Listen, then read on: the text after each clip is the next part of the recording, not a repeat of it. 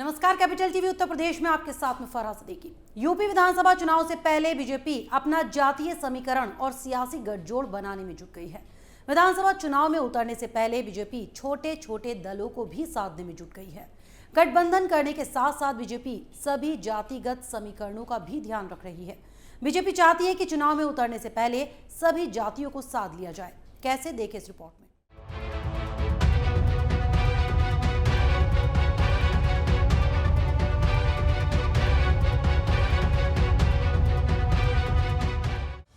विधानसभा चुनावों से पहले बीजेपी सभी रणनीतियों पर काम कर रही है। चुनावों में उतरने से पहले बीजेपी सभी जातिगत समीकरणों को साध कर चुनावी मैदान में जोर आजमाइश करना चाहती है। इसी को देखते हुए छोटे छोटे दलों को साधने में जुट गई है। यूपी के चुनाव प्रभारी केंद्रीय मंत्री धर्मेंद्र प्रधान ने निषाद पार्टी के साथ गठबंधन का औपचारिक ऐलान किया। हालांकि निषाद पार्टी सूबे में कितनी विधानसभा सीटों पर चुनाव लड़ेगी, इस पर मोहर नहीं लगी। माना जा रहा है कि यूपी में एनडीए से नाता तोड़ चुके भारतीय सुलहदेव पार्टी के प्रमुख ओम प्रकाश राजभर की भरपाई के लिए बीजेपी ने निषाद पार्टी के साथ हाथ मिलाया है। ऐसे में देखना यह होगा कि बीजेपी और निषाद पार्टी की यह सियासी दोस्ती 2022 में क्या राजनीतिक गुल खिलाती है। बता दें कि बीजेपी यूपी में 15 साल के सियासी वनवास को खत्म करने के लिए 2017 के चुनाव में अनुप्रिया पटेल की अपना दल और ओम प्रकाश राजभर की पार्टी के साथ हाथ मिलाया था।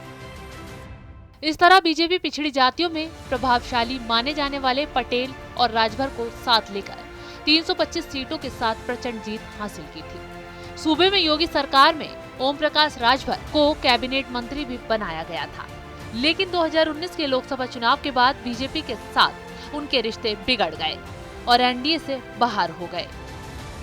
पूर्वांचल के कई जिलों में राजभर समुदाय का वोट राजनीतिक समीकरण बनाने और बिगाड़ने की ताकत रखता है।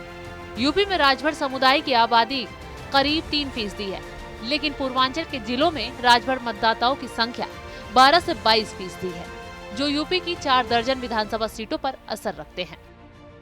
ओम प्रकाश राजभर की सियासी कमी की भरपाई के लिए बीजेपी ने संजय निषाद की निषाद पार्टी के साथ मिलकर 2022 के चुनाव लड़ने का ऐलान किया है, ताकि पूर्वांचल में सियासी समीकरण को मजबूत बनाया जा सके। ओम प्रकाश राजभर बलिया से हैं, तो संजय निषाद गोरखपुर से हैं। इस तरह से दोनों ही पूर्वांचल और अति पिछड़ी जाति से आते हैं।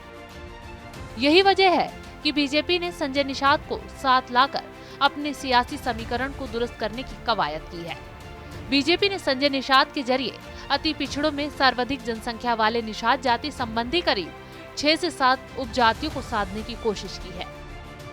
राजभर समुदाय की तरफ से निषाद समुदाय का भी पूर्वांचल में अच्छा खासा वोट बैंक है। निषाद समुदाय के तहत निषाद, केवल, बिंद, मल्ला, कश्यप, मांझी, गोंड आदि उपजातियां आती हैं। सूबे में 20 लोकसभा सीटें और तकरीबन 60 के करीब विधानसभा सीटें आती हैं, जहां निषाद वोटरों की संख्या अच्छी खासी है।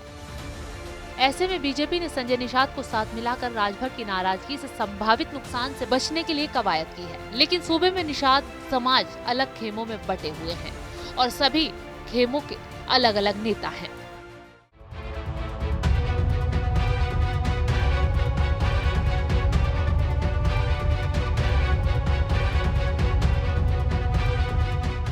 दो 2017 के विधानसभा चुनाव में बीजेपी ने ऐसे ही छोटे छोटे दलों से हाथ मिलाकर जातिगत समीकरणों को साध लिया था।